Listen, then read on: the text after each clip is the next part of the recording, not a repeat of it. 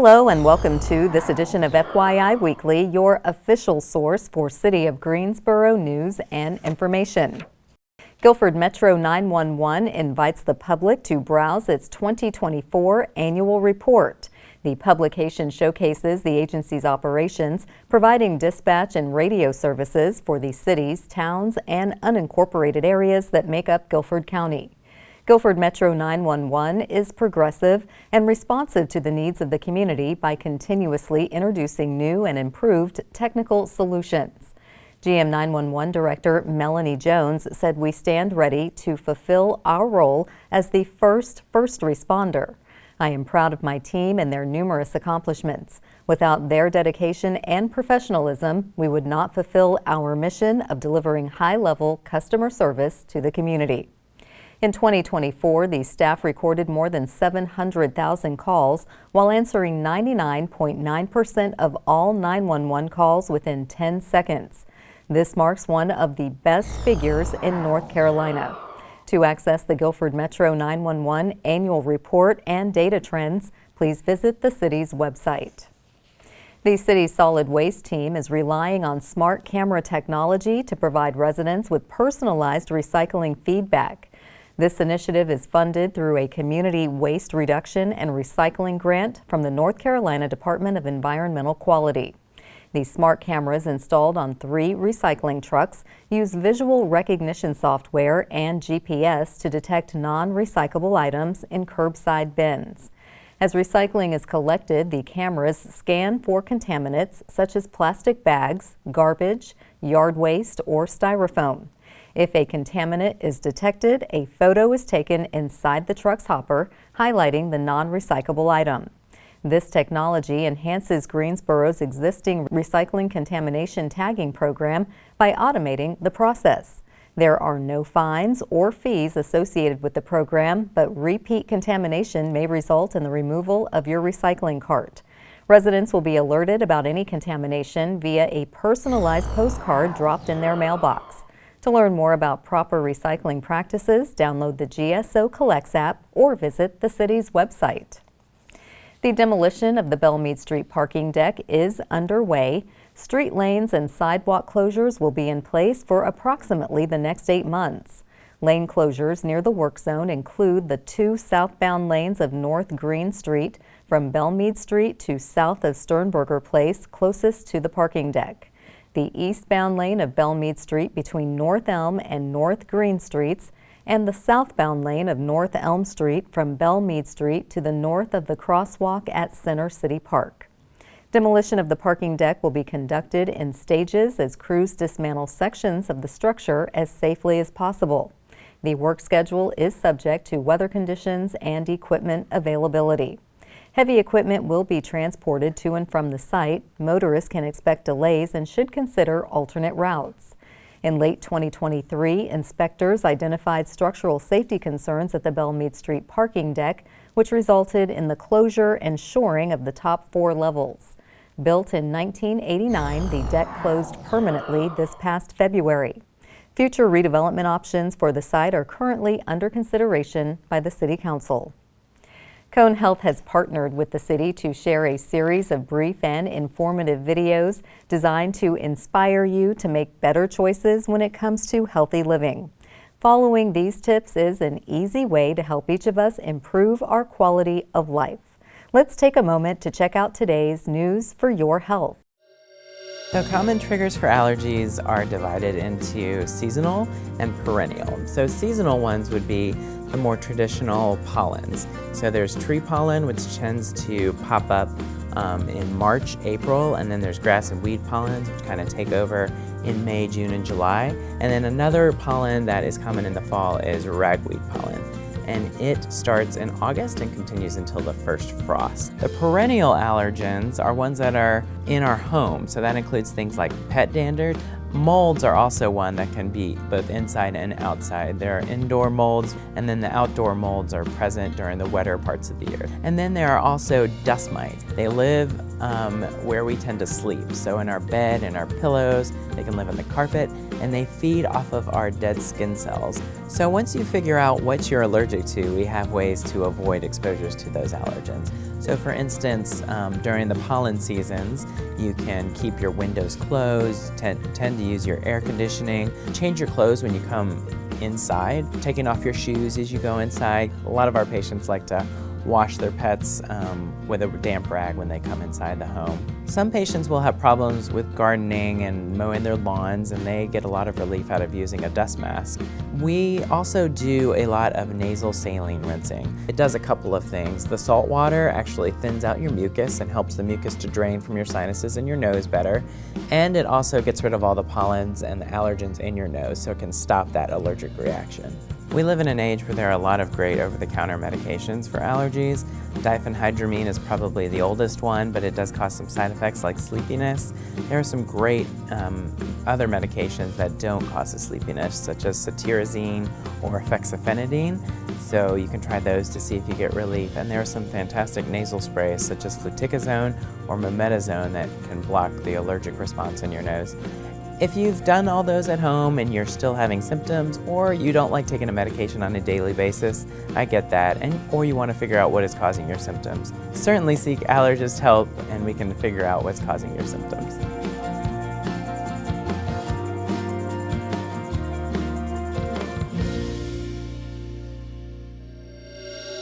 If you like Shakespeare and you consider yourself to be a thespian, prepare to audition for the next musical at Creative Greensboro.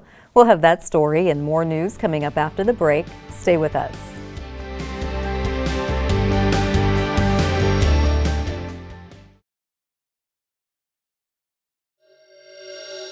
Welcome back to FYI Weekly. Creative Greensboro will hold auditions for Twelfth Night. This musical adaptation of Shakespeare's play is conceived by Shauna Taub and directed by Todd Fisher, Michaela Bundy, and Carrie Plew. Auditions will take place from 7 p.m. to 9 p.m. on Monday, May 5th and Tuesday, May 6th at the Greensboro Cultural Center. Actors of all ages, experience levels, genders, ethnicities, or racial identities are welcome to audition. Several backstage support opportunities are also available. Twelfth Night tells the story of Viola, a young heroine who washes up on the shores of Illyria, disguises herself as a man, is sent to woo a countess, but falls in love with a duke. As she navigates this strange and wonderful new land, she finds her true self and true love in the process. Rehearsals will be in the evenings and on weekends as schedules permit. Performances will take place the last week of June. The Greensboro Cultural Center is located at 200 North Davie Street. To register for an audition, contact Performing Arts Coordinator Todd Fisher at 336-373-2974. The Mark Gilbert Award is part of Creative Greensboro's North Carolina New Play Project. It is presented annually to the best new script written by a North Carolina resident or student. Sally Kinka is this year's winner. She is a member of the Greensboro Playwrights Forum. Kinka is a professional playwright, director, performer, storyteller, puppeteer, and costume designer with a special concentration in drama as therapy. She also receives a $500 cash prize, and Creative Greensboro will host a workshop production of her play. A dark comedy, Power, Money, and Sex, Oh Yeah, and Love is an almost musical with characters as relatable as they are disturbed. Set in a fictionalized Gilded Age, the story is full of treachery, greed, murder, scheming, Ouija boards, and phantoms.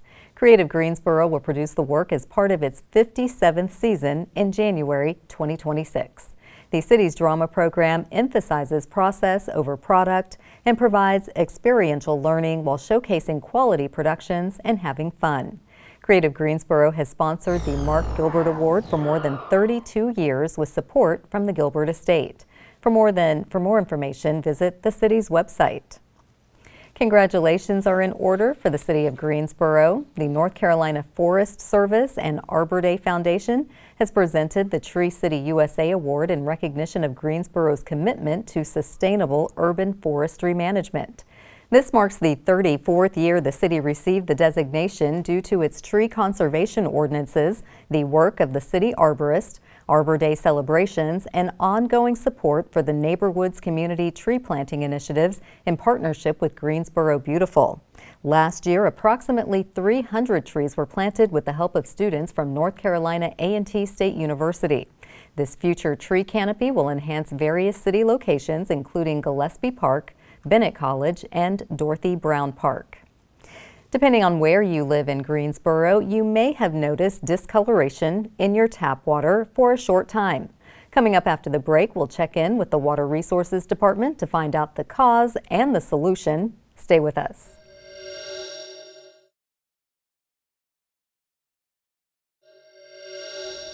Welcome back to FYI Weekly. At various times of the year, the Fire and Water Resources Departments conduct preventative maintenance, which can impact the way our tap water looks. Joining me now to tell us what we need to know about water discoloration is Lane Roberts. She is the Public Education Coordinator for the Water Resources Department. Hello, Lane. Welcome back. Hey, Carla.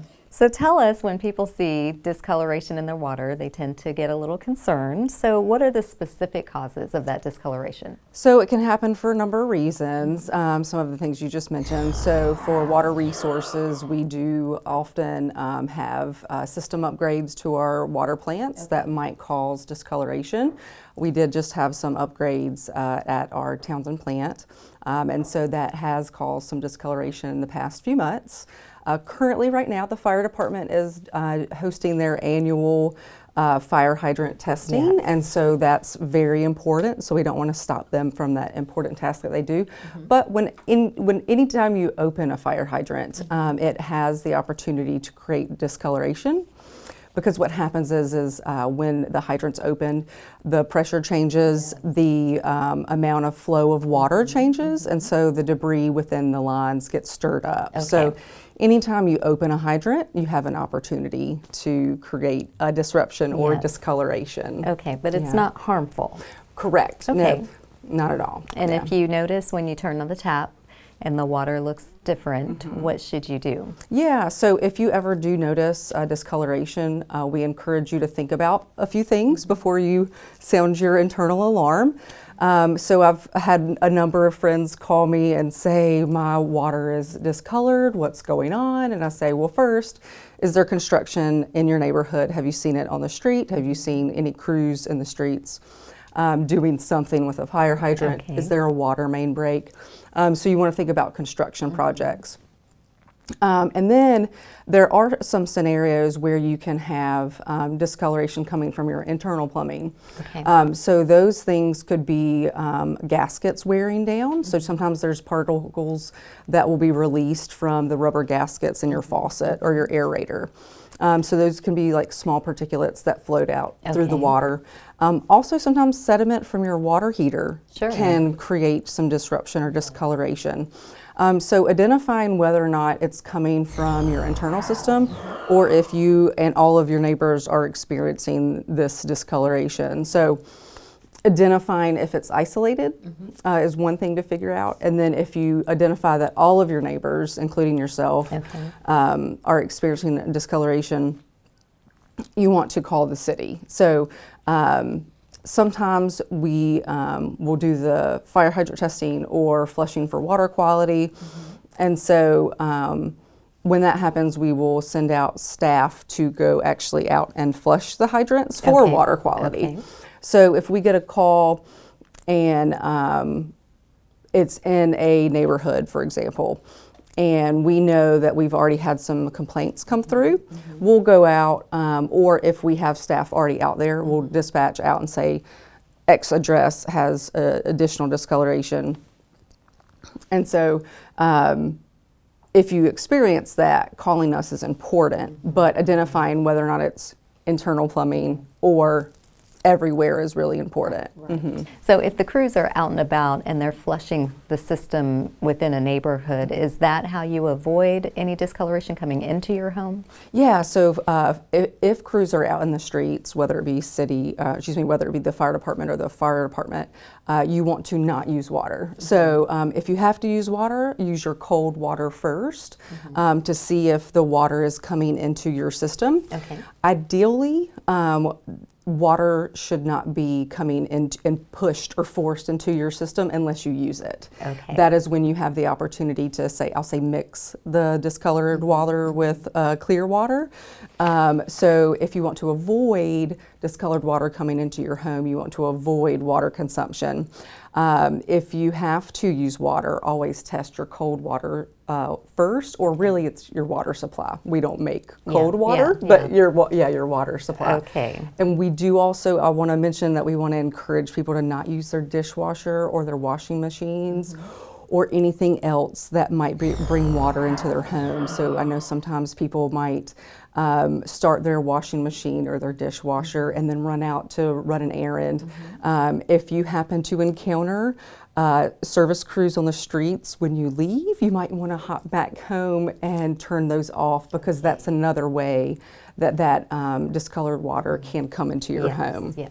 And you can't blame your dishwasher at that point. And you can't blame your dishwasher at that point. Okay, so you're giving us great information. As we wrap it up, how does the city do its part to either prevent or avoid the water being discolored? Yeah, so regular maintenance is one thing that we do. We try to flush the system when we get those water quality complaint calls. So whether it be taste, odor, or discoloration, we do regular flushing throughout the system based on those water quality calls. And then we like you said earlier, we do test our system throughout the entire drinking water treatment process, and then also throughout the entire distribution system, just to ensure that the water quality standards are still up to par. Okay. And again, the discoloration doesn't indicate any contaminants or concern, but it can be unsightly and unsettling, and we recognize that. So. Preventing the water from coming into your internal plumbing is the number one thing, and then flushing your cold water with a bathtub or an outside spigot if it does enter in are probably the key takeaways there. Nice to know. Well, Lane, you always give us great tips. Thank you for stopping in, reassuring us that if we see discoloration in the tap water, it's not in any way harmful. So do come back. Let us know other things that we need to keep in mind when it comes to our water service. Yeah, okay. Thank you. Stay tuned for some interesting and useful information about Greensboro as we tell you something about the city. That segment is coming up after the break. Stay with us.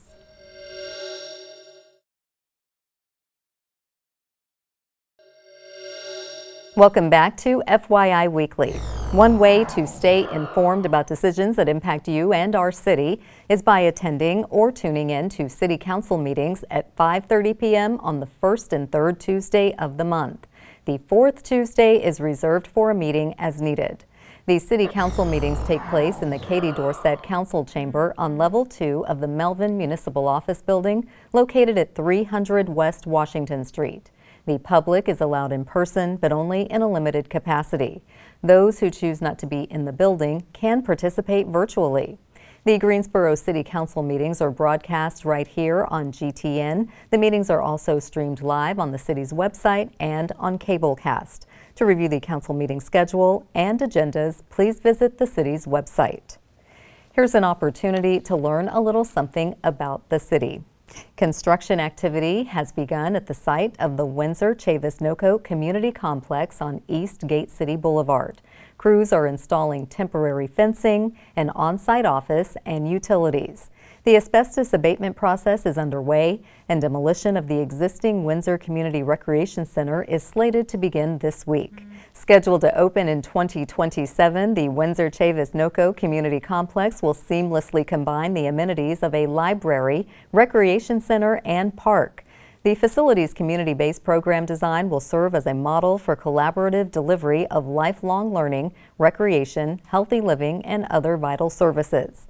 The Windsor-Chavis-Noco Community Complex will promote a positive change for East Greensboro and the entire city. This city appreciates support and funding from Guilford County, Cone Health, the Public Art Endowment, and the Outdoor Recreation Legacy Partnership. For more information, visit the city's website. Coming up after the break, we'll showcase our department spotlight. But first, prepare to mark your calendars for the places to go and things to do on the town. I'm Dave, and here are some special events happening this week on the town. The Jim Henson Company's fun-loving musical Fraggles share their joy and magic May 2nd at the Tanger Center in their first live touring show.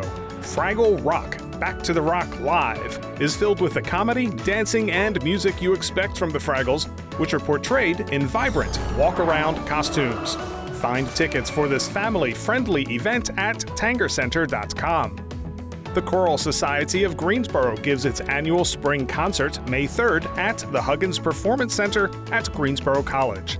The program features John Rutter's Requiem and Mass of the Children. Admission is free, but donations are appreciated to help sustain the City Ensemble concert series. Learn more online at greensboro-nc.gov. The Carolina Theater hosts a screening of Rogue One, a Star Wars story, on, you guessed it, May the 4th. Come celebrate Star Wars Day in a Star Wars-themed costume and get $1 off a concessions value pack. Whether you're a lifelong Jedi or new to the galaxy far, far away, you'll enjoy the stunning visuals and powerful story of sacrifice and hope. Find tickets at carolinatheater.com. The iconic multi-platinum classic rock band America brings the Encore Tour 2025 to the Tanger Center May 4th at 7 p.m. Known for their timeless magic and powerful performances, the Grammy Award-winning band draws on its deep catalog of hits, including its signature song, A Horse with No Name, a #1 hit on Billboard's Hot 100 in 1972. Get tickets at tangercenter.com. Stay tuned to FYI Weekly for more happenings on the town.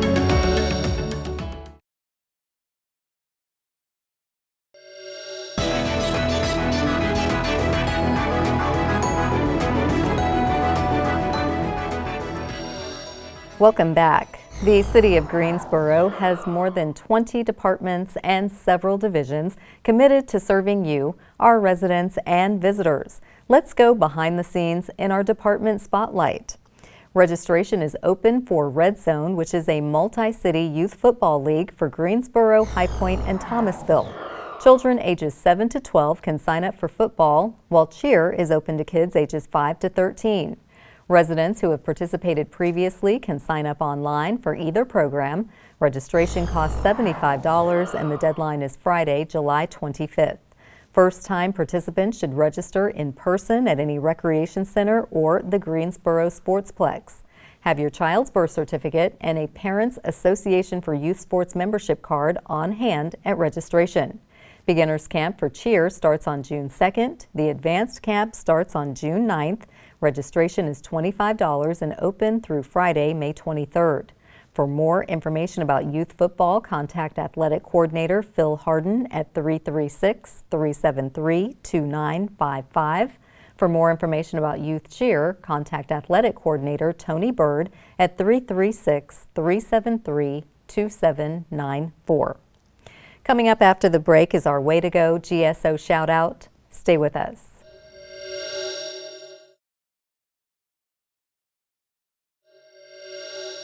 As we draw to a close, we always want to end on a positive note with our Way to Go GSO shout out. This week's shout out goes to Greensboro Transit Agency.